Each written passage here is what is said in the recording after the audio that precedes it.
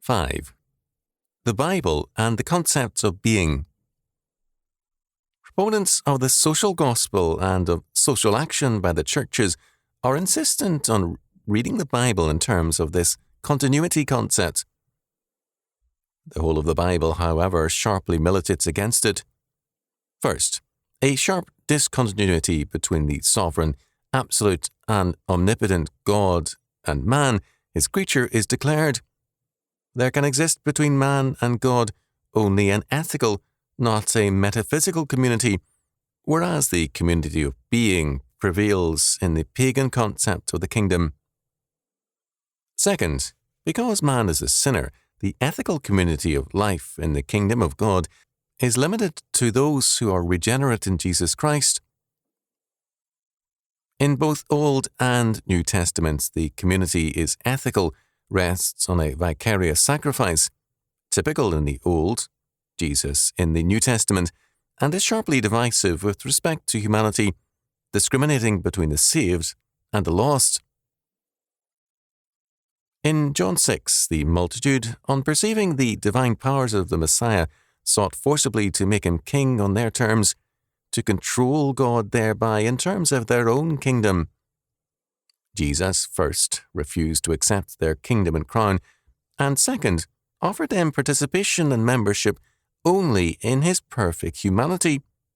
They could eat his flesh, partake of his perfect humanity, be one body with it, and drink his blood, accept his atoning and vicarious sacrifice as the ground of their salvation and new life. Thus, he denied any metaphysical continuity and made the ethical communion with himself conditional upon their acceptance of him as man's Redeemer. Two texts are sometimes cited as contrary evidence, although wrongly so. The first is Christ's use of Psalm 82 in John 10:34, "Ye are gods."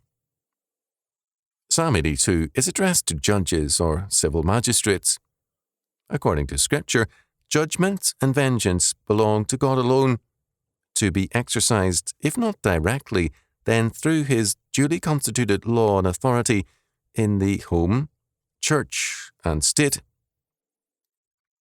Man cannot take the judgments into his own hands.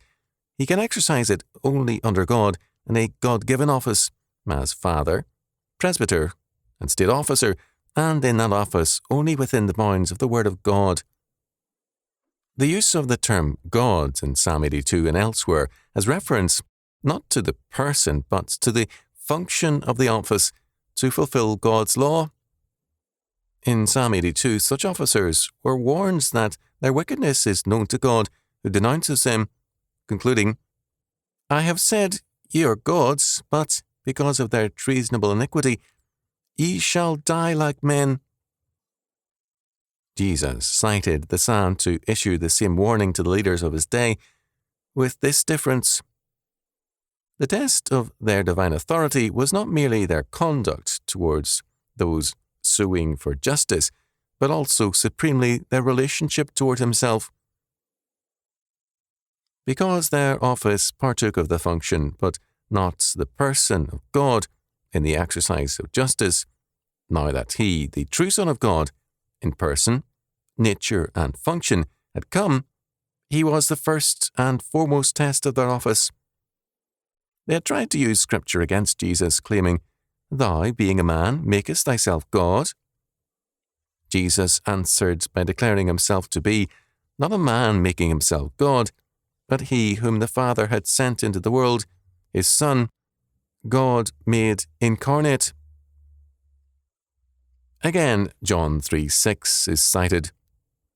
"That which is born of flesh is flesh, and that which is born of the Spirit is spirit." Is a man born of the Spirit made divine? Is he not rather made into a new man, ethically and accordingly brought into communion with God? The clear-cut meaning is a contrast of the two humanities. Those who are members of the fallen humanity of Adam are by nature sinners and humanists.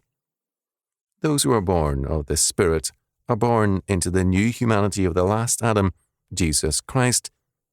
They are now members of the kingdom of God and are sons of God by grace, not by nature. All paganism asserts, implicitly or explicitly, the natural divinity and sonship of man. This is emphatically rejected in the Bible. Man cannot become divine. He always remains man, saved man or lost man. Jesus Christ is the only begotten Son of God, and members of Christ's new humanity share in sonship by grace. Man's communion with God in Christ is not one of substance, but of life, not of nature, but of grace. He is the recipient and partaker of God's nature, ethically, not metaphysically. The goal of man, therefore, is not metaphysical, but ethical, not in terms of a unified order, but in terms of a transcendental law.